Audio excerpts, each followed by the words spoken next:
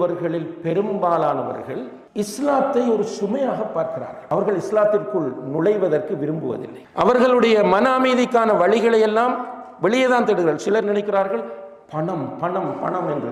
சிலரை நீங்க திடீர்னு பார்க்கலாம், சில பணம் வந்தவுடன் அப்படியே மாறுகிறார்கள். பணம் வருகிற போது அப்படியே அவர்களுடைய அட்டிடியூட் மாறுகிறது, அவர்களுடைய மைண்ட் செட் மாறுகிறது, திமிர் வருகிறது. ஒரு டிஃபரெண்டான உலகம். மார்க்கத்தை செகண்டாக நினைக்கிறோம். இதனால் தான் இந்த மார்க்கத்தில் உள்ள வணக்கங்கள் நமக்கு தெரியும், நம்ம படைக்கப்பட்டது வீணாக அல்ல என்பது. இங்க இருக்கிற யாருக்கும் அதுக்கு கிளாஸ் எடுக்கணும் என்ற அவசியம் இல்லை. அல்லாஹ்வே குர்ஆனில் நமக்கு அழகாக கேட்கிற அந்த வசனம் பல்லாயிரம் தடவைகள் நம்முடைய காதில் விழுந்திருக்கும். அஃப ஹஸிபுத்தும் அன்னமா ஹலக்னாகும் அபஸா, உங்களை நாம் வீணாக படைத்திருக்கிறோம் என்று நீங்கள் நினைத்துக் கொண்டிருக்கிறீர்களா? இது அல்லாஹ் கேட்கிற கேள்வி. இந்த கேள்வியின் மூலம் ஒரு தந்தையாக, ஒரு தாயாக நீங்கள் இந்த கேள்வியின் அர்த்தத்தை புரிய முயற்சிய வேண்டும். உங்களுடைய பிள்ளை இடத்தில் நீங்கள் கேட்பது போல அல்லாஹ் நம்மை பார்த்து கேட்கிறான், அஃப ஹஸிபுத்தும் அன்னமா ஹலக்னாகும் அபஸா, உங்களை நாம் வீணாக படைத்திருக்கிறோம் என்று நீங்கள் நினைத்துக் கொண்டிருக்கிறீர்களா? அடுத்ததும் ஒரு எச்சரிக்கையை விடுக்கிறான், வஅன்னகும் இலைனா லா துர்ஜஊன், எம்மிடம் நீங்கள் மீண்டும் வர மாட்டோம் என்ற எண்ணத்தோடு வாழ்ந்து கொண்டிருக்கிறீர்கள். அல்லாஹ் அக்பர். உங்களோட மைண்ட் செட் மாறிவிட்டது.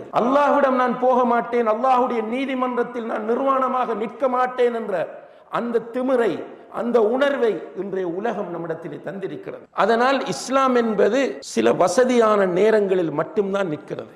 சுப்ஹானல்லாஹ். நமக்கு சாதகமான இடங்களுக்கு இஸ்லாம், ஆனால் லைஃபுக்கு இஸ்லாம் இல்லை.